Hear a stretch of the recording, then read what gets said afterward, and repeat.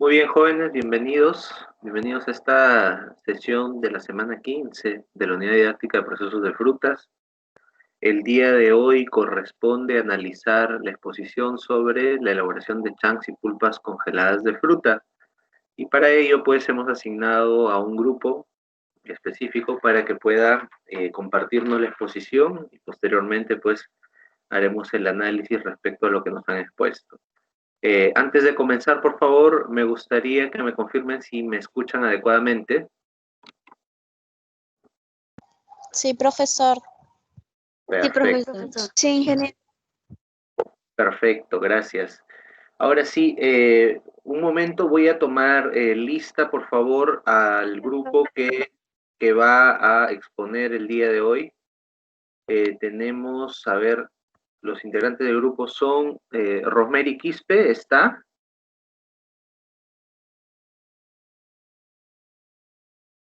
Rosemary Quispe.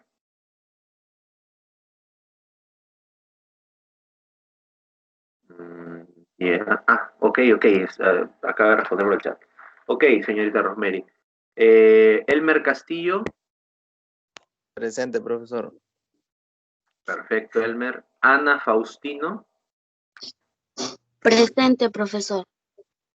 Perfecto, perfecto. Muy bien, están los tres presentes. Entonces, sin más preámbulo, yo les doy pase para que ustedes puedan tomar la palabra, de acuerdo a cómo se hayan organizado, y puedan exponernos este tema que es de suma importancia para nosotros. Ok, adelante, joven. Profesor, buenas tardes, compañeros, buenas tardes. En esta tarde mi grupo y yo vamos a exponer acerca de la elaboración de chunks y pulpas congeladas de frutas. Como materia prima hemos escogido el mango. El mango no solo es una de las frutas más deliciosas, sino que también es un antioxidante y anticancerígeno. El mango es una de las frutas más jugosas y tiene numerosas variedades con formas, sus colores, texturas y sabores son muy variables. El chunk de mango. Los trozos de chunk de mango congelados proceden de mangos cultivados en Perú. El Perú es uno de los principales exportadores en el mundo en este producto, ya que posee las condiciones climatogénicas adecuadas para la correcta planeación del mango. Después de la primera selección de los frutos recogidos maduros, se cortan en trozos de diferentes calibres, ya sea 10 por 10 milímetros, 15 por 15 milímetros o 20 por 20 milímetros y luego pasan a congelación a menos de 18 grados centígrados a 20 grados centígrados.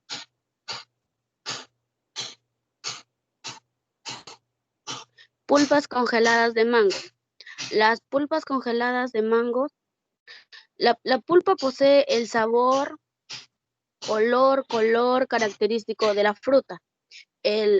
Esta está libre de residuos de semillas, se conserva y almacena a congelación en menos de 18 grados centígrados. Cumple con los requisitos expuestos en la norma técnica y CONTEC. Y cuanto a los parámetros físicos, químicos, pH, acidez y BRIC, microbiológicos. Son productos 100% naturales, sin preservativos, cómodos, prácticos, duraderos, alimenticios, vitamínicos y saludables y refrescantes. El flujograma de la congelación de mango. Tenemos primeramente la recepción, que en este caso la recepción va a ser acerca del mango. El lavado, por inversión de acepción de eliminar impurezas y descender la temperatura del producto. Desinfectado. Por cada litro de agua se adiciona 1 centímetro cúbico de hipoclorito durante 5 minutos para eliminar los microorganismos. Selección. Se selecciona por tamaños y se clasifica por estados de madurez y estado sanitario de la fruta. El pelado. Separación de la cáscara del resto de la fruta. Se separa la cáscara, la semilla. Cortado. Se realiza un corte ecuatorial en los productos como en el mango. Escaldado. Tratamiento térmico corto para ablandar tejidos, inactivar enzimas, fijar el color, aroma, eliminar los microorganismos. Pulpeado. Luego tenemos el homogeneizado, que es uniformar el tamaño de las partículas por agitación. Desairado. En el desairado se saca el oxígeno que se ha formado en el producto mediante vaciado o agitación lenta. Envasado. Se verde la pulpa obtenida en cantidades precisas en bolsas y se sella el producto. Pasteurización. Tenemos de dos formas, indirecto y directo. Indirecto, llevar el producto empacado a un recipiente con agua a 18 grados centígrados por 2 minutos y enfriar en agua con hielo. Directa, llevar el contenido al fuego por 2 minutos a 18 grados centígrados, luego bajar la temperatura en baño María con agua hervida. Etiquetado, etiquetado, luego almacenado, llevar a congelación. Le doy paso a mi otro compañero que va a continuar.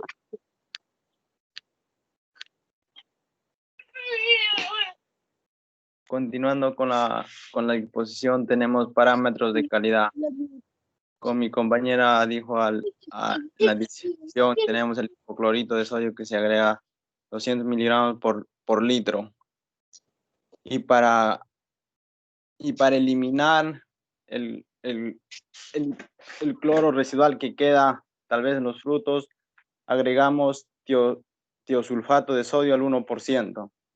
Y después enjuagamos con agua purificada. Tenemos el calibre también de la fruta. Al momento de recepcionar tenemos que seleccionar la fruta, la mejor fruta, el grado Brix de las frutas que se encuentra entre 15 y 24 grados Brix. Tenemos que verificar eso y también el pH. En los defectos tenemos el control de la fabricación inadecuada de otras prácticas negligentes. Pueden resultar en la presencia de mohos, bacterias en los productos. Las pulpas pueden verse también adulteradas por la adición, ya que sea de otro tipo de frutas, las cuales pueden ser detectadas. También tenemos defectos. Acá me ha faltado, profesor, agregar, voy a hacer un pequeño comentario. También los defectos son los chunks. O sea, son frutas cortadas en cuadraditos, y al momento un defecto sería que las frutas al momento que van a ser, no pueden estar pegadas juntas, porque, o sea, ahí el producto sería defectuoso. En los insumos, es 100% pulpa de mango. Aprendamos practicando, que tengo un ejemplo. Se desea elaborar pulpa de mango congelada según la norma técnica peruana a partir de 3 toneladas métricas de mango, con un rendimiento en pulpa del 95% valor de pulpa. El mango tiene en promedio 15 grados Brix. Si el proceso es 100% eficiente, ¿qué cantidad de pulpa de mango obtendremos? Siguiente diapositiva, profesor. Acá tenemos el resultado. Si tenemos 3 toneladas métricas, tenemos que convertirlo a kilos, sería 3.000 kilos de mango que tendremos. Si el volumen de la pulpa nos dice que es al 95%, o sea, 3.000 kilos de mango multiplicamos por 95 y dividimos entre 100 kilogramos y nos va a dar una cantidad de 2.850 litros de pulpa. Doy pase a mi compañera Rosemary que siga con las curvas de control.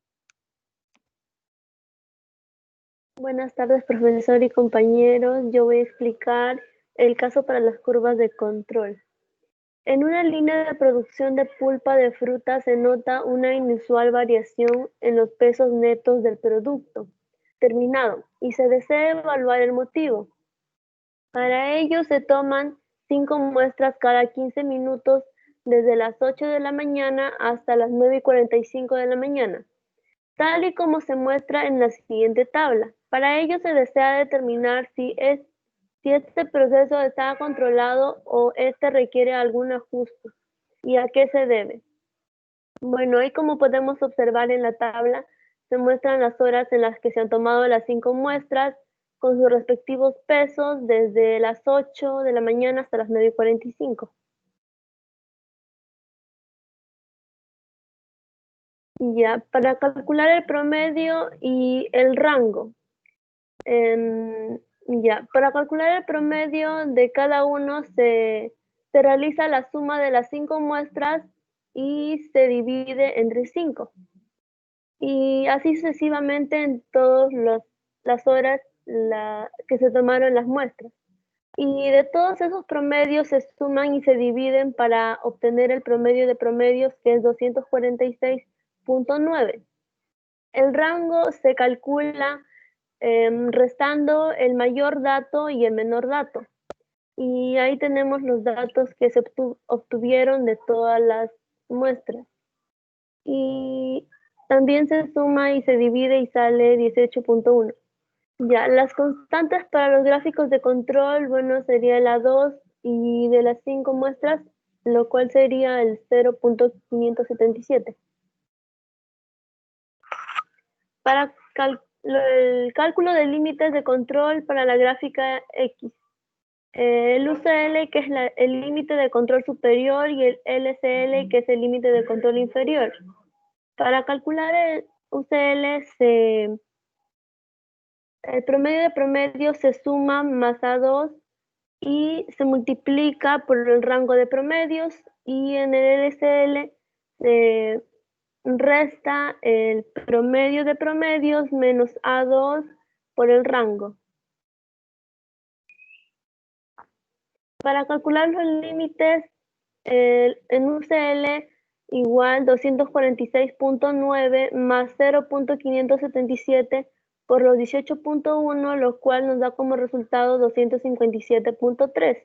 Y para el LCL, 246.9 menos 0.577 por los 18.1, de lo cual se obtiene 236.5. Para dibujar la gráfica X se realiza esta tabla donde se muestra el orden del 1 al 8, las horas, las muestras, los promedios de cada hora y el promedio de promedios y el rango promedio y el UCL y el LCL. Bueno, ahí como podemos ver en la gráfica, hay 2 puntos en los cuales el proceso se ha salido de control, y de lo cual sacamos 2 conclusiones: que el proceso no está controlado, y esto se debe a 2 posibles causas.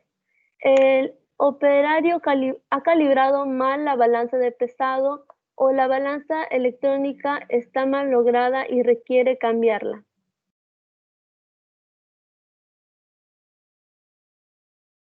Gracias. Ok, muchas gracias al grupo, bastante ordenada su exposición. Sin embargo, pues, como ya hemos estado haciendo en las exposiciones pasadas, pues vamos a revisar desde la primera diapositiva para poder ir indicando de repente alguna información adicional o algo que faltaba agregar o acotar, ¿no? A ver, vamos regresando a la primera diapositiva. Ok. Ya, bueno, respecto al mango, sí, definitivamente es una fruta exótica que tiene pues un sabor bastante característico, ¿no? Y que principalmente pues consideramos como una fruta carnosa que contiene antioxidantes y esos antioxidantes pues definitivamente son anticancerígenos también. Sin embargo, pues ustedes saben que todo exceso es dañino, el mango también es una fruta muy rica en azúcares, pero eso pues puede jugar en contra para las personas que de repente eventualmente tengan diabetes o que tengan problemas con el incremento de su masa corporal, ¿no? El incremento de peso. Un mango no te va a hacer problema, pero si te comes 2 o 3, como a veces ocurre en algunas personas, entonces podemos caer en un exceso y ustedes saben que todo exceso es dañino, ¿no? Sin embargo, el mango es una fruta muy valorada en países extranjeros, específicamente países asiáticos, ¿no? Nosotros somos un país megadiverso y de hecho nosotros prácticamente tenemos mango todo el año, pero en diferentes zonas, ¿no? En diferentes zonas y de diferentes variedades. Cuando no tenemos, por ejemplo, mango Kent, que es el mango verde grande que pesa más de 1 kilo, ese mango que seguramente ustedes conocen, que viene de Chulucanas, de Piura. Tenemos mango Edward, tenemos el mango criollo convencionalmente hablando, tenemos el mango casmeño, que es el de chapa roja, que es pequeño para enviar productos en fresco.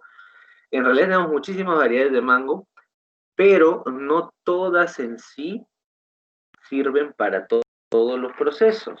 Algunas, por ejemplo, son más adecuadas, como los que son exportados en fresco, por sus características organolépticas a primera impresión,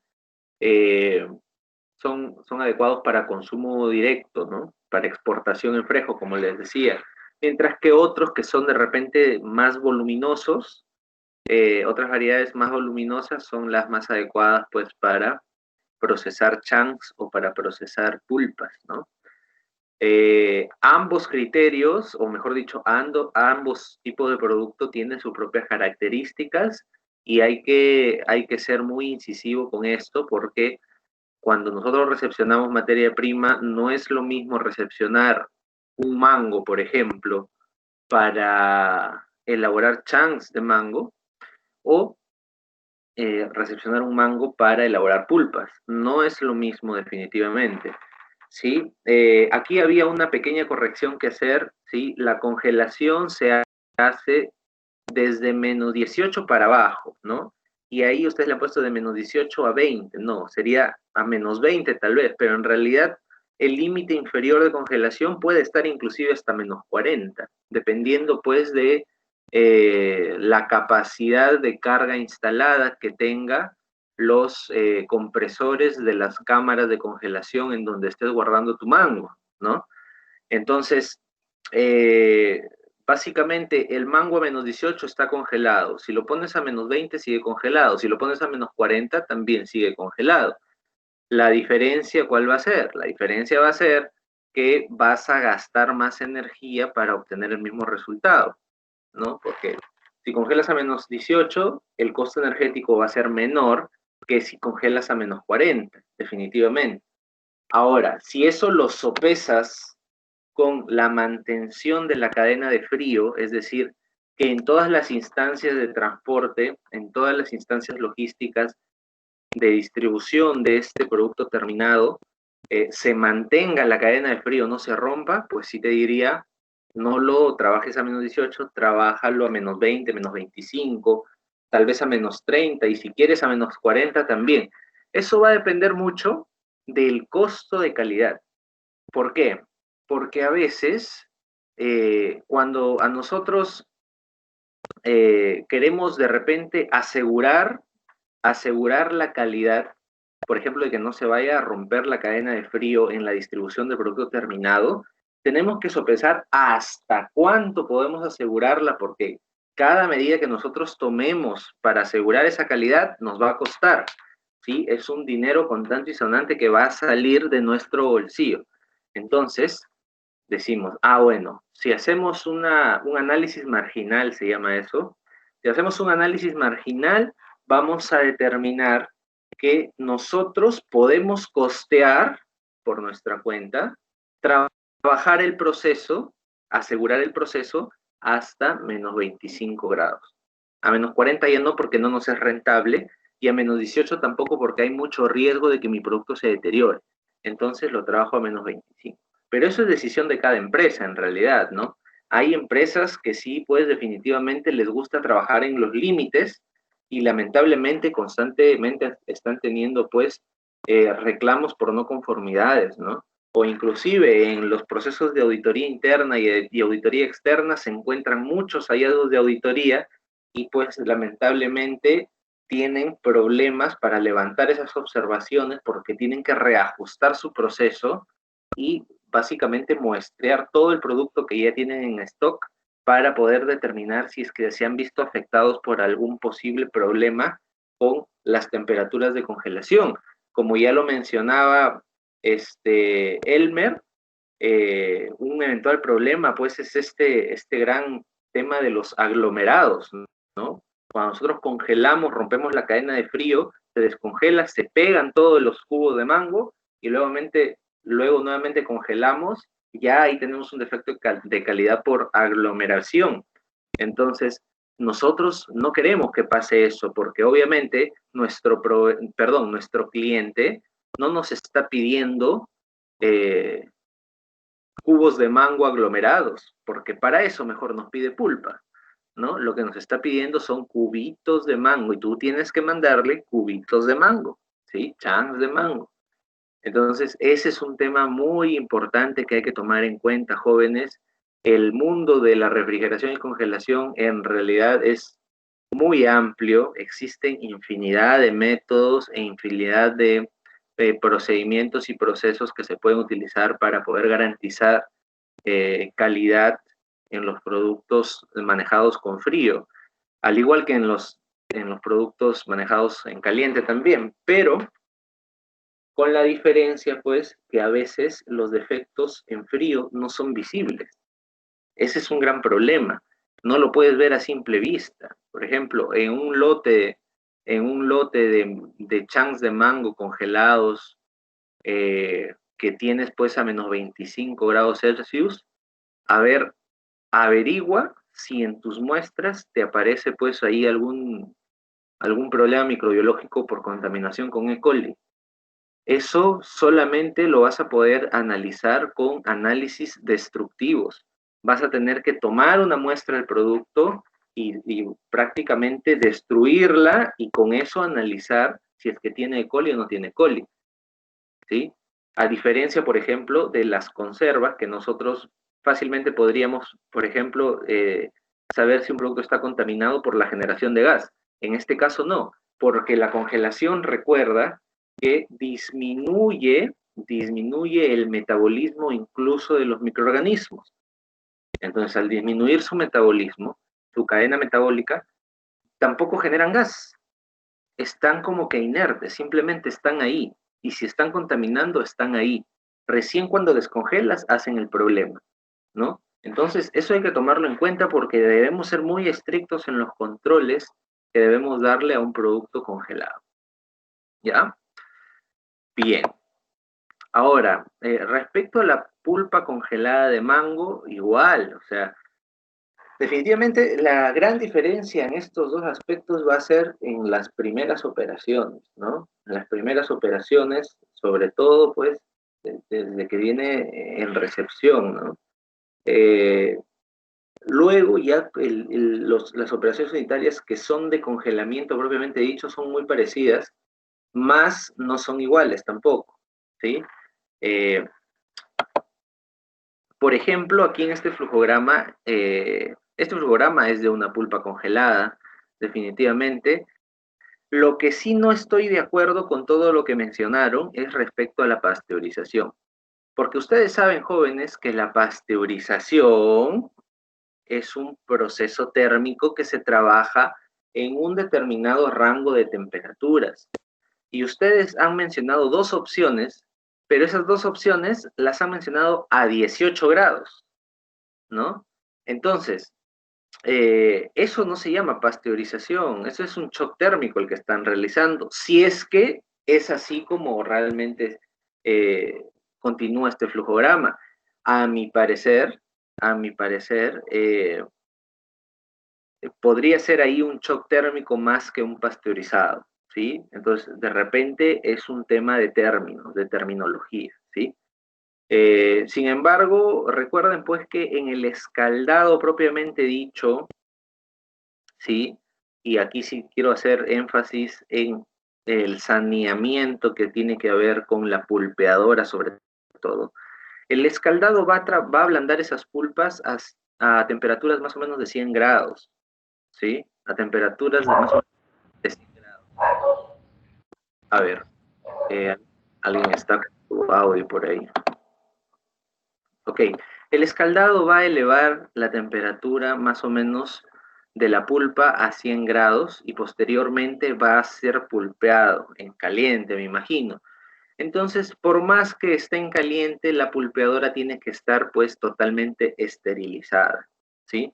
Para inmediatamente después del pulpeado, homogenizar, desairar, que es un tema muy delicado aquí, porque recuerden que no solamente están retirando aire, sino vapor de agua, ¿sí? Porque la pulpa va a estar caliente, y envasar, ¿cierto? Pero hay que darle determinadas condiciones que dependiendo del envase, pues irán cambiando, ¿no? No es lo mismo envasar una pulpa congelada en plástico de polietileno de baja densidad, por ejemplo, que envasar con un polietileno de alta densidad, ¿no? Definitivamente las condiciones térmicas que tú le puedes dar son diferentes.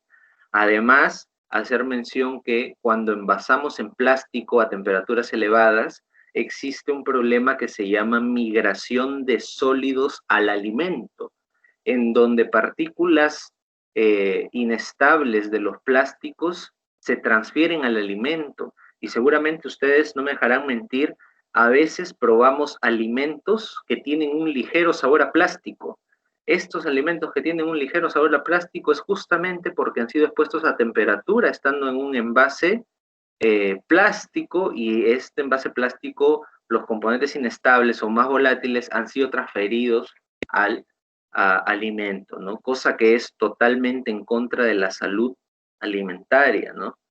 Entonces ahí hay que tener muchísimo cuidado, y sobre todo se tiene que trabajar, si es que se va a trabajar con este tipo de flujograma que ustedes han propuesto, con la esterilidad del ambiente, ¿no? Todo el ambiente debe estar totalmente inocuo, debe estar esterilizado, y no debe haber pues ni ingreso ni salida de corrientes de aire ni nada que se le parezca, ¿no?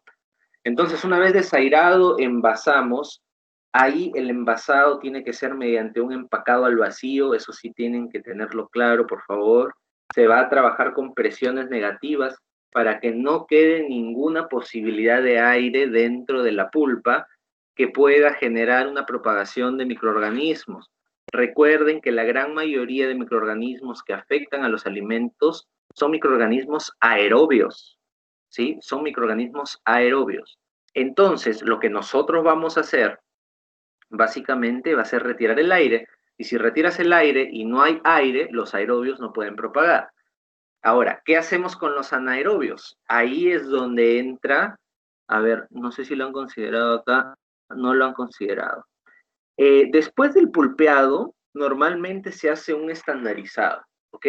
Este estandarizado, ¿qué hace? Básicamente toman una muestra de la pulpa, y lo que hacen es medir el pH. Si el pH está por arriba de 4.5, tienen que bajarlo. Por eso les digo que es un estandarizado. Tienen que bajarlo. ¿Con qué se baja? Pues hay muchas formas de bajarlo. Pueden utilizar ácido cítrico, pueden usar ácido peracético. Depende mucho de los procedimientos particulares que tenga la empresa, ¿sí? Con ácido cítrico lo pueden hacer. Bajan el pH, obviamente, ahí sí ya estandarizan y homogenizan, nuevamente vuelven a tomar el pH, para garantizar que esté por debajo, pues, de 4.5. ¿Por qué debajo de 4.5? Porque recuerden que con el desairado nosotros eliminamos aerobios, pero ¿y los anaerobios? Los anaerobios tienen que ser eliminados por otro tipo de barrera, que es la barrera del pH. Específicamente el señor Clostridium, que siempre está fregando por ahí. Entonces, ustedes le bajan el pH a menos de 4.5 y crean un ambiente adverso para los anaerobios también. Aún así, existen microorganismos que se consideran como psicrófilos. ¿Qué microorganismos son estos psicrófilos? Los microorganismos psicrófilos, aquí lo voy a escribir en el chat. Psicrófilos, ¿sí? Son microorganismos que son resistentes a las bajas temperaturas, ¿no? Entonces, de todo el mundo de microorganismos que podían estar contaminando nuestra pulpa congelada, nos quedamos solamente con este grupito de psicrófilos que por ahí podrían haber quedado todavía vivos, ¿no? Entonces, para eso, después del envasado, lo que normalmente se hace sí es un shock térmico, ¿sí? ¿Cómo se hace este shock térmico? Se hace una termización, no se hace una pasteurización, ¿eh? Se hace una termización, es decir, se eleva un poco la temperatura. ¿Hasta qué temperatura? Hasta máximo 60 grados centígrados. ¿Por qué? Porque elevando la temperatura hasta máximo 60 grados centígrados, primero, no vas a tener problemas con migración de sólidos por parte del plástico. Segundo, no vas a degradar vitaminas. Y tercero, vas a subir la temperatura a una cantidad razonable y después inmediatamente se coloca el paquete o el envase dentro de agua con hielo para que baje la temperatura bruscamente. Este cambio brusco, ¿sí?, que es considerado un shock térmico, lo que hace es que los microorganismos que pudieran haber quedado dentro de el envase todavía, pese a todos los cuidados que hemos tenido, estos microorganismos que pudieran haber quedado, no puedan resistir este cambio brusco de temperatura y por ende mueran, ¿no? Por ende mueran. Entonces, ahí nosotros estamos garantizando que nuestro producto ya va a estar mucho más inocuo, ¿cierto? Luego etiquetamos y almacenamos, obviamente, a temperaturas por debajo de menos 18 grados centígrados, ¿no? ¿Qué sería lo ideal? Lo ideal sería que el paquete, una vez termizado a 60 grados, se sumerja en agua con hielo hasta que baje la temperatura bruscamente cercano a 0 grados e inmediatamente se coloque de repente en un almacén o en una congeladora o en un túnel para que baje la temperatura mucho más bruscamente hasta menos 18 grados. Y recién ahí ya se coloca en el almacén. Eso sería lo ideal. Pero como eso genera recorridos adicionales, muchas veces lo que hacen las empresas es, después del agua con hielo, de frente al almacén congelado, ¿no? Ahí termina de bajar la temperatura de la pulpa, ¿no? Termina de bajar la temperatura de la pulpa y queda ya almacenado en el lugar, para evitar muchos recorridos, porque también eso, ustedes saben que no es tan bueno. Ahora, ¿qué adicional pueden ustedes tener a este flujograma? Que las temperaturas del ambiente de proceso, ¿sí? Repito, las temperaturas del ambiente de proceso son temperaturas refrigeradas. Se trabaja con atmósferas modificadas en función de la temperatura. O sea, es una nave de producción climatizada. ¿A qué temperatura está climatizada? Por lo menos a 15 grados Celsius o menos. Entonces, dentro de la sala de procesos hace frío, ¿sí? Dentro de la sala de procesos hace frío. Pero, ¿qué es lo que hace? ¿Qué es lo que hace el hecho de que la sala de proceso esté climatizada y esté fría? Lo que va a lograr es que si eventualmente cayera por ahí un microorganismo, este microorganismo, como está haciendo frío, está en temperaturas por debajo de los 15 grados, su velocidad de multiplicación va a ser lenta y nos va a permitir a nosotros, con las medidas que estamos tomando, destruirlo sin que nos cause mucho problema, ¿ya? Ese es un dato súper importante que ustedes deben considerar, que obviamente no lo iban a encontrar en un flujograma, pero sí es un dato que ustedes tienen que tomar en cuenta.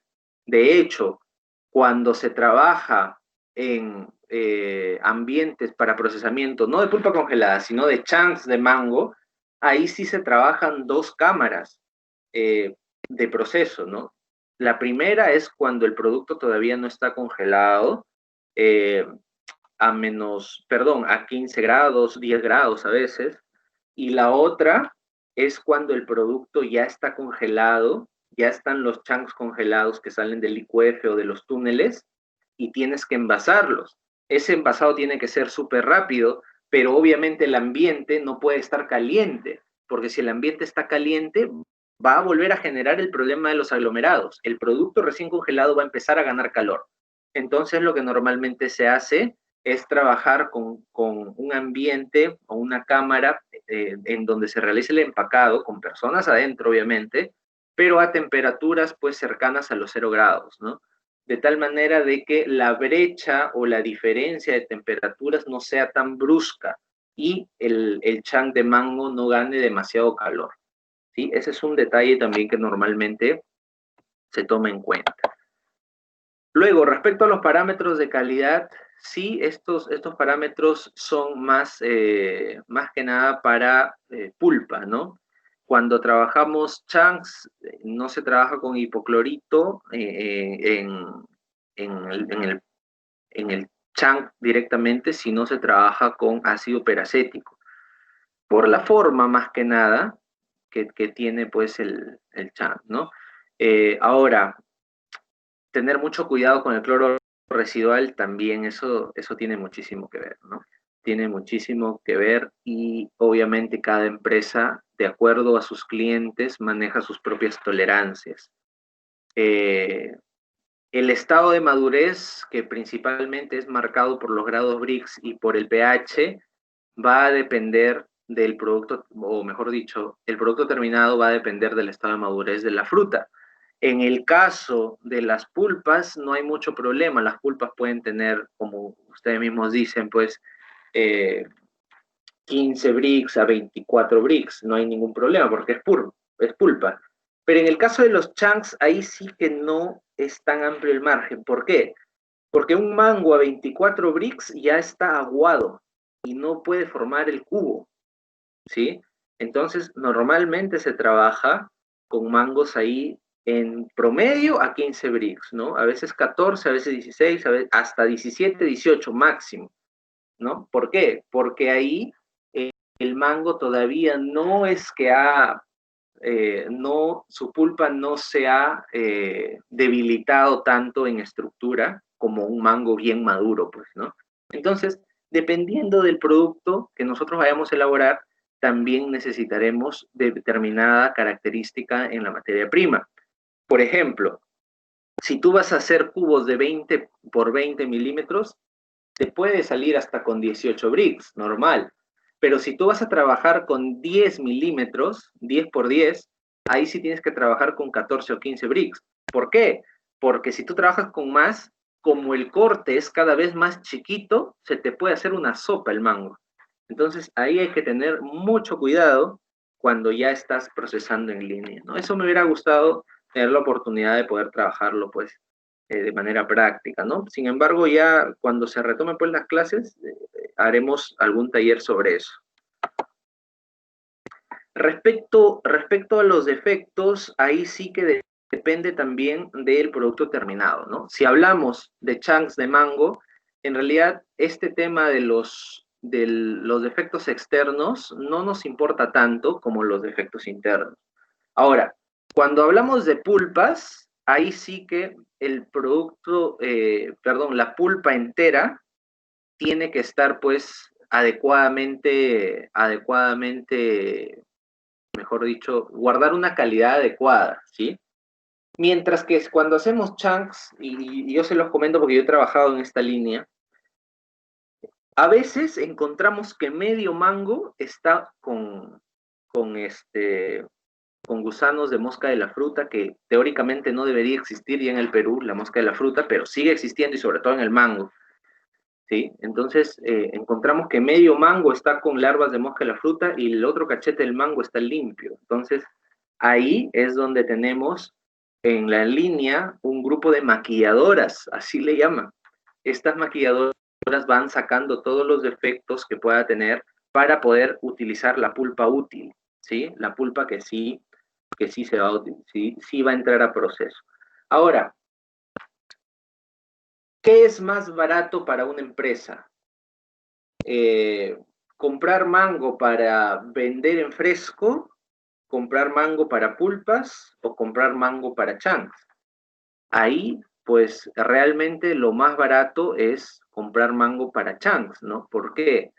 Porque prácticamente se utiliza el descarte de varios otros procesos, ya, e inclusive ustedes pueden encontrar una java de 22 kilos de mango por 2, 3 soles, ¿no? Obviamente, pues ese mango va a tener defectos, pero como les decía, con las maquilladoras y todo eso, se utiliza la pulpa que está en buenas condiciones para poder hacer los cubos o para poder hacer el pulpeado y no tendríamos ningún problema, ¿no? Lo único que sí, tener cuidado pues con estos parámetros de calidad, sobre todo pH, sobre todo escaldado en el caso de las pulpas. En el caso de los chunks, los cubos de mango no se escaldan por si acaso, entonces ahí sí que hay que utilizar una concentración mayor de ácido peracético, ¿no? Entonces son consideraciones que se tiene que llevar a cabo, que se tiene que considerar. Luego, aquí muy correctamente han colocado que para la pulpa lo que se necesita en sí es un 100% de pulpa de fruta. Otros insumos no ingresan, salvo en caso de que el pH esté muy elevado, entonces ahí sí ingresaría pues algún regulador de acidez, pero no lo podemos contar como un insumo neto en fórmula. ¿Por qué? Porque eso depende, ¿sí? No es que vas a estandarizar, ahí a toda nuestra pulpa le vamos a poner 0.05% de, qué sé yo, ácido ascórbico, se me ocurre, ¿no? Eso depende del estado de madurez de la pulpa, depende del pH que nosotros tengamos como pulpa resultante, ¿no? Entonces, esos son ajustes nada más, digamos que no lo podríamos considerar dentro de la pulpa. Pero eso sí, también les digo que si hablamos solamente de pulpa, no se le llama insumo, se le llama materia prima, ¿sí? Insumos no podríamos considerar en todo caso para este proceso. Ahora, aquí todo el procedimiento que han hecho en su ejercicio práctico está correcto, pero hay algo que no es real. El rendimiento en pulpa del mango no es del 95%. Con suerte llegará al 65 o 70%, como máximo. ¿Por qué? Porque al mango le tienes que retirar cáscara y le tienes que quitar pepa, ¿no? Entonces, el ejercicio está bien trabajado, pero este rendimiento tienen que cambiarlo porque no es real, ¿sí? Normalmente, como les decía, el rendimiento del mango es entre 60 y 70%. Lo usual, 65%. ¿Sí? Entonces, ¿eso qué quiere decir? Que de cada kilo de mango, aproximadamente se botan, pues, por lo menos se botan entre 300 y 400 gramos entre cáscaras y pepa, ¿ya? Eso hay que tomarlo en cuenta, joder. Y esto es asumiendo de que el mango está en buenas condiciones. Si tiene defectos, el rendimiento baja, ¿ok? Entonces hay que tener en cuenta eso. Después, los cálculos que ustedes han realizado son correctos. El caso de la curva correctamente trabajado también. Lo único que sí, hay un tema aquí, no de que probablemente la razón que ustedes hayan encontrado sea correcta, sino que aquí hay un tema que de repente ustedes todavía no es de su conocimiento. A ver, aquí han colocado que el operario ha calibrado mal la balanza. Jóvenes, las empresas agroindustriales, ¿sí? Sus operarios no calibran las balanzas, por si acaso, ¿eh? Y las empresas que lo hacen, eso es una mala práctica. ¿Por qué? Porque existen instituciones acreditadas que calibran los equipos de nuestra planta, ¿no? No es cuestión de calibrarlo porque, bueno, crees que está mal y mueves ahí. No, no. Ya hay instituciones acreditadas para poder calibrar. Ese es un dato adicional, ¿sí? Ahora, si hablamos del calibrado de los equipos, y que esa sería una eventual causa por la que ustedes pues están teniendo problemas con el peso del producto terminado, porque eso es lo que están trabajando, ¿cierto? Están trabajando pesos.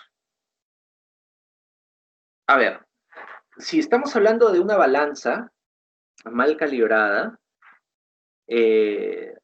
debería darnos